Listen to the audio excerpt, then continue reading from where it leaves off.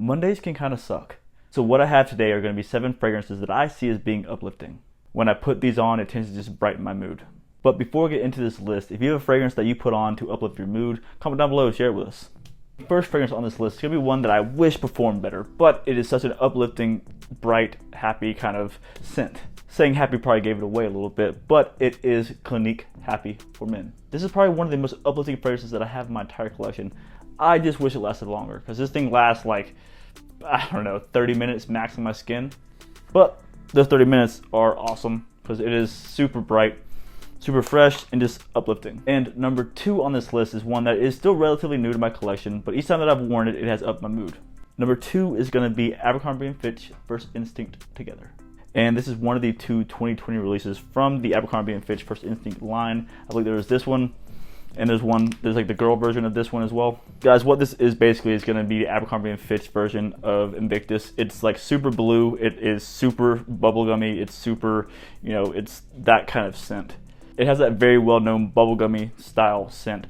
Now, and they do a pretty good job with this in terms of the projection and longevity of the fragrance. In the opening of this, you're going to get your 100% your bubblegum, sweet, Invictus style fragrance. In the dry down, it kind of transitions for me somewhat. It honestly kind of transitions down into more of like a Bleu de Chanel kind of vibe than, simply Invictus, but while still keeping that Invictus DNA style scent there.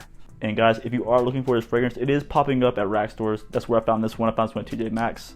I think it was $20 max, maybe less than that, but definitely a good blind buy here. Now next is going to be a Citrus Fun fragrance. It's one that when you put it on, it might not last all day long. It does last a little while, but the opening is fantastic. It is one of the 3 from the line. It is Azzaro Fun. This has one of the best blood orange scents of any fragrance that I've smelled. It is delicious. It's just uplifting. It's bright. The Azzaro Fun actually reminds me a lot of Clinique Happy. But there is a bit more oomph behind it in this, a bit more of a soapy quality to it than there is in Clinique Happy. But the uplifting orange, blood orange factor is there with this. Now number 4 on this list is going to be one of the pricier on this list, but for me it is uplifting. This is a fragrance that I've kind of put on the back burner for a little while now. I don't know why, I just haven't really been reaching for it much. But it's one that I've worn heavily in the past, and I'm going to put it on to boost my mood. It is going to be Acqua Di Gio Absolu. Now this one gets a lot of hate here, guys. Not a lot of people talk very highly about this one because it has that Invictus style DNA to it, that sweetness to it. But guys, this is one of my favorites from the line. It's right up there with Profumo and Profondo, but honestly a bit more uplifting to me. Now if you are familiar with the line, just know that this is a bit more of the sweeter take of the fragrance. And like I said, if you're a fan of the Acqua Di Gio line but you want something that's a bit sweeter, here you go, Acqua Di Gio Absolu. And number 5 on this list is going to be one of my favorite grapefruit fragrances. It has the grapefruit and the florals. This is a very uplifting spring fragrance. Number 5 is going to go to Lacoste Blane. It's one that I've really put on the back burner this summer. I've not given a lot of wear, but each time that I do wear it and spray it, it does uplift my mood. Again, guys, that is Lacoste Blane.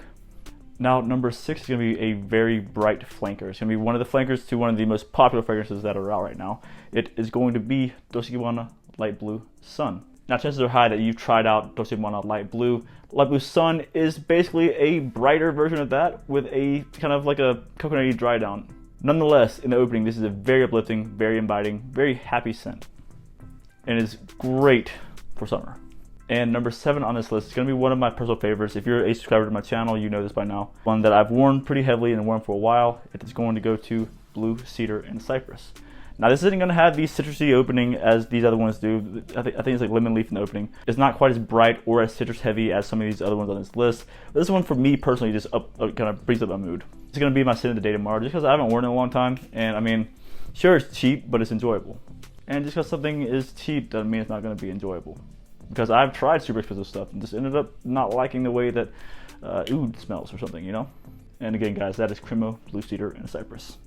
And by now, I'm sure you're probably gonna be like, "Oh, we're probably gonna make a what to wear on a Tuesday." Maybe I am. But I will try my best to keep it below 10 minutes. I might start doing lists of 7s just so it keeps it under 10 minutes, because I don't want to keep you guys here all day long. Ad revenue isn't too heavy on these lists. But guys, like I always say, keep it gent, love your scent, and I'll see you all next time.